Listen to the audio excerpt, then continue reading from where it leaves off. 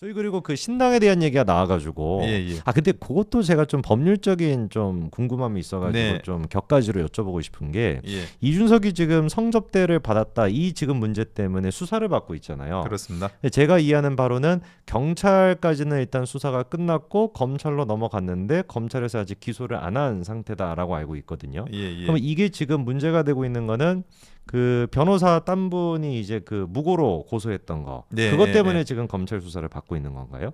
아, 그렇죠. 아니면 접대를 받았다라는 사실 아니요. 자체에 대해서는 접대를 아니죠? 받았다라는 사실은 네. 이미 그게 공소시효 문제가 있어가지고 공소시효 때문에. 그거는 이제 불기소가 됐고, 네네. 그런데 허위 사실에 의한 명예훼손으로 이준석 전 대표가 대표 시절에 네. 고소를 합니다.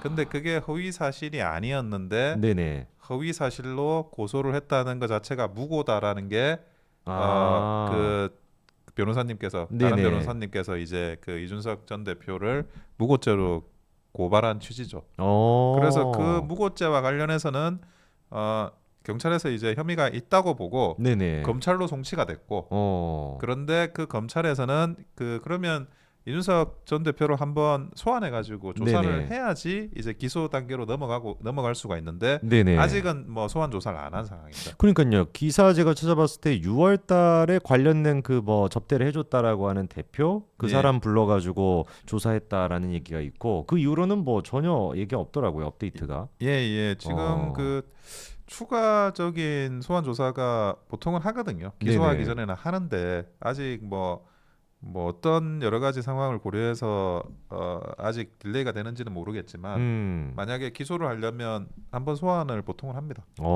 그러면 만약 이것도 이준석이가 허위사실 유포로 관련된 그 사람들을 고소하지 않았다면 그냥 끝났을 다 법한 끝나는 사건인 거예요. 거네요. 원래 그 성상납 관련한 문제들은 네네. 그게 뭐 진실 여부를 떠나가지고 공소시효가 지나서 불기소가 네네. 될 거였으니까. 어. 근데 이 괜히 이제 허위사실 유포와 명예훼손으로 본인이 고소를 하는 바람에 무고로. 그게 다시 무고가 되는 거예요. 와. 그래서 그때 성상납을 받은 게 그런 재반 사실이 사실인지 아닌지에 대한 따져 물어야 되는 상황이 발생을 한 거예요. 그러니까 완전히 자기가 지금 자기를 구렁텅이로 밀어넣은 느낌이네요. 그래서 네. 저도 그때는 뭐 저는 당에서 뭐 당직이 없는 상태로 밖에서 네네. 이렇게 보면서도 왜 저걸 굳이 왜? 고소하지? 어. 그 생각을 그래서 고소를 안 하니까 사람들이 마치 뭐 받았는 진짜인 것처럼. 진짜인 것처럼 생각을 하니까 고소를 한 것 같은데. 그런데 그 뭐 저도 이쪽에 네거티브 관련한 업무들을 많이 당해서 해봤거든요. 네네. 근데 그때는 고소를 하는 게 아니었는데 고소를 하는 바람에 허위사실 유포와 명예훼손으로 이게 뭐 번져버린 거예요. 그럼 그때도 결국에 지 감정이나 이런 걸 좀 주체를 못 해가지고 약간 지르듯이 그렇게 했다가 지 발에 지금 지가 걸러 넘어진 거네요. 조금 이제 충동적으로 하지 않았나. 원래 같았으면 그냥 공소시효 끝났기 때문에 뭐 수사가 진행이 될 수 없는 상황이었는데 상황이에요. 괜히 자기가 명예훼손 이제 그 허위사실 유포로 고소했다가 이게 허위인지 진짜인지를 알아보려면 접대가 있었는지 없었는지를 수사를 확인을 해야 해야 되니까. 그렇죠. 근데 어쨌거나 일단 경찰 수사 결과는 기소 의견으로 송치가 지금 돼 있는 거죠, 검찰로. 그렇습니다. 그러면 경찰선에서는 일단 접대를 받은 게 맞다라고 판단을 한 거네요. 그런 유의 판단을 한 것 같아요. 그래서 이제 검찰에 송치한다는 것 자체가 기소 그렇죠. 의견이거든요. 무혐의가 되면 송치 자체를 안 합니다. 그냥 내사 종결로 끝내버리고. 그 안에서 이제 끝내고 그러면 이의신청해야지 다시 이제 뭐 검찰로 넘어올 수 있는데 지금 송치를 했다는 거는 기소 의견이 있는 거죠. 일단 어느 정도 경찰 수사 결과는 그 문제에 대해서 좀 있다. 혐의가 좀 어느 정도 소명이 됐다라고 볼 수 있는 부분인데 어쨌거나 검찰이 너무 수사가 느린 것도 사실인 것 같아요. 이준석에 대해서. 좀 관련돼서 좀 수사가 이루어져야 될 텐데 주요 정치인에 대한 수사다 보니까 좀 부담을 좀 느끼고 여러 가지 고려하는 사항이 있는 것 같아요. 변호사님 그럼 아까 전에 얘기하셨던 그 신인규 있지 않습니까? 예. 이 사람이 그 이준석 당대표 체제일 때 그 뭐 나는 국대단가 뭐 그걸 통해 가지고 상근 부대변이 부대변이 되고 그리한 다음에 진짜 뭐 약간 제가 보기에는 발악을 하는 느낌이 좀 있어요. 그러니까 천하용인에 비해서도 존재감이 너무 없고 아마 지금 시청하시는 분들 중에도 신인규는 누구지 약간 이런 생각이 드실 수도 있을 것 같은데 그래서 그런지 옛날부터 과도한 비판이나 이런 것들을 많이 해오다가 결국엔 탈당하고 지금 신당을 만들겠다라고 아까 얘기하신 것처럼 발기인대까지 했다고 하는데 예. 이 신당이랑 이준석 신당은 같은 겁니까? 아니면 따로따로 두 개가 만들어지는 겁니까?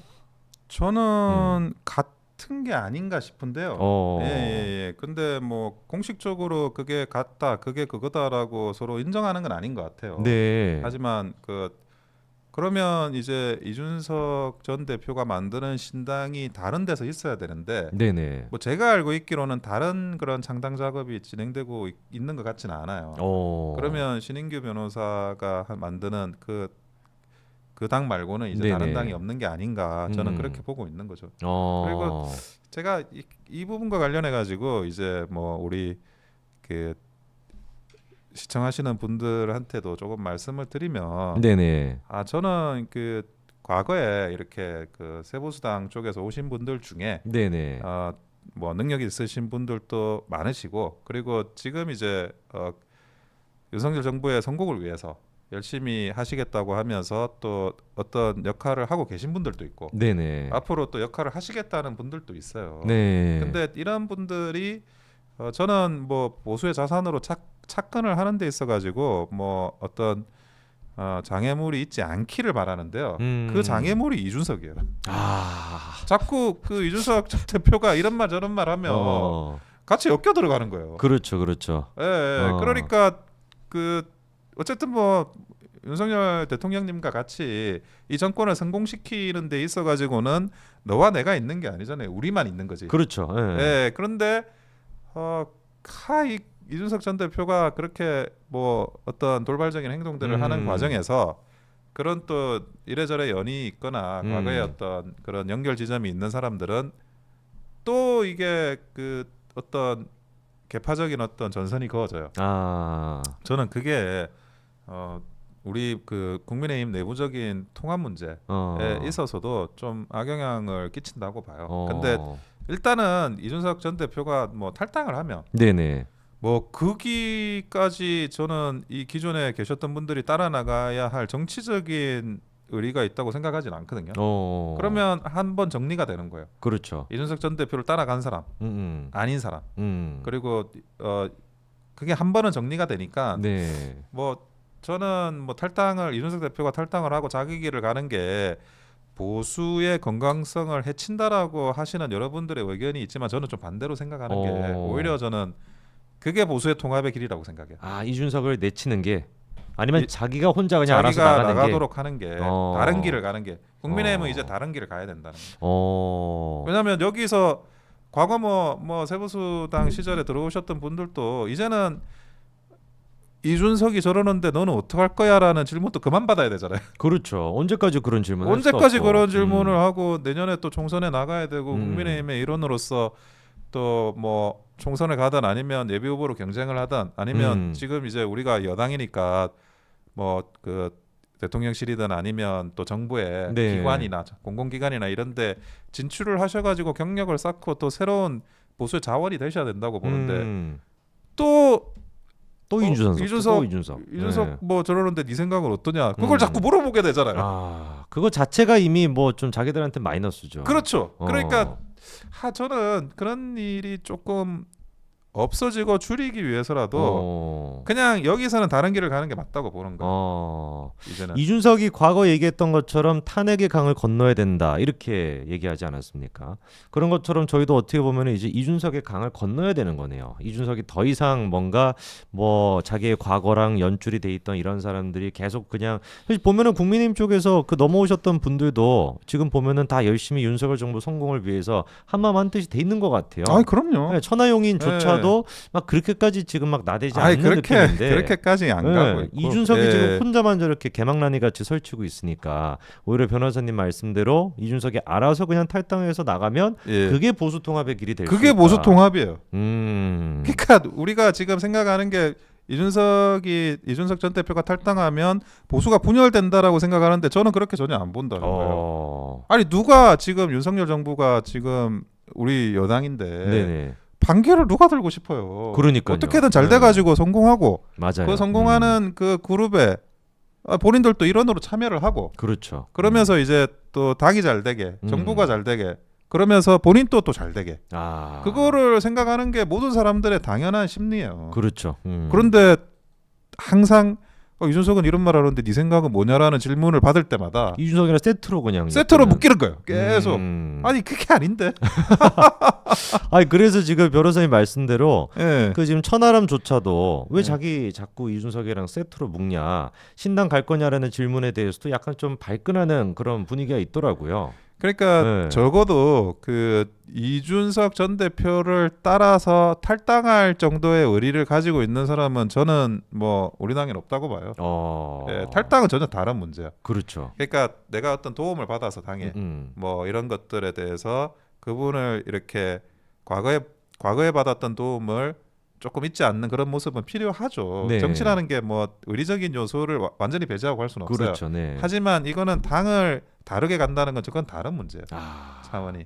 자기를 희생하면서까지 이준석한테 충성을 다할 만한 사람은 한 명도 없을 것이다. 저는 뭐 거의 없다고 봅니다. 그러면 지금 뭐 신인규야 그렇다라고 쳐도 이준석이 계속 지금 접촉을 하고 신당을 만드는데 적극적인 도움을 줄 거다라고 이준석 피셜발로 나오는 얘기는 김종인 위원장이잖아요. 근데 김종인 위원장이 과연 이준석과 함께 할 거라고 보시나요? 어떻게 보세요? 저는 그럴 거라고 생각하지 않아요. 김종인 같이 안 갈 거다. 네. 왜 그러냐면 우선은 그 김종인 위원장은 금태섭 신당에 일단 발을 뭐 반쯤 담그셨어요. 네네. 그게 뭐 본인이 어떻게 표현을 하든지 간에 남들이 볼 때는 금태섭 신당에 이렇게 발을 어느 정도 담궜는데 네. 그거를 제3지대 신당에 또 다른 신당에 발을 담그기가 어려워요. 이미 하나 담궈놨기 때문에 하나 담궜어요. 그래서 이게 다른 발을 다른 신당에 담그기는 어렵고 그리고 결국에는 국민의힘의 지지율이 어느 정도 올라오느냐가 관건인데요. 네네. 지금 이제 여러 가지 한 최근에 여론조사가 좀 좋게 나오고 있잖아요. 네네. 저는 개인적으로 한 45%를 그 보수당의 가장 이상적인 지지율이라고 생각을 하는데 45%. 예, 40% 이상만 나오더라도 사실은 신당이 설 공간이 없어요. 대통령 지지율이 40% 이상 나오면. 네네. 그렇기 때문에 그 부분에 대해서 굳이 뭐 김종인 위원장이 뭐 워낙 판을 잘 보시는 분인데 안 되는 판에 본인이 그 배팅을 하실 그런 아무런 동인이 없는 거죠. 이준석이 그러면은 그때 김종인 만나고 난 뒤에 자기가 12월 달에 신당 창당하는데 뭐 적극적인 도움을 주시기로 했다라든지 이런 거는 거의 약간 좀 하태경이 이번에 얘기했던 DJP의 어떤 그 뭐 결합과 같은 좀 과대망상이라고 봐야 되겠는 그런 느낌인데요. 김종인 위원장은 도와주시겠다고 말씀 안 하신 것 같은데요. 제가 언론의 기사를 볼 때는 그냥 그러니까 이준석 혼자서 그냥 미련을 버려라. 국민의힘하고는 미련을 이준석 전 의원 전 대표한테 이제 국민의힘과의 미련을 버리고 뭐 네 갈 길 가라. 그거는 계속 이야기 몇 달째 하고 계신 이야기잖아요. 그 그러면 국민의힘을 버리고 네 갈 길 가라라고 하면은 뭐 이준석이 뭐 국회의원 될 만한 다른 방도가 있을까요? 예를 들어 뭐 그 새로운 당이 있다 그러면 비례정당을 만들어 가지고 순번을 바꾸나 아니면 뭐 무소속이든 아니면 그 당으로 나와 가지고 선거를 치르거나 어딘가에서 뭐 홍준표 대표처럼 무소속으로 대구 가 가지고 또 돌아오는 그런 방법이 있거나 뭐 여러 가지 솔루션은 있을 수 있죠. 그러니까 적어도 국민의힘이라는 그런 플랫폼에서는 어떤 그 솔루션을 발견하기는 어려울 거라고 보는 거죠. 네.